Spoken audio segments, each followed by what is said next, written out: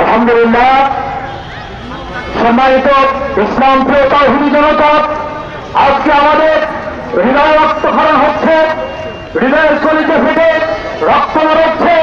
কেননা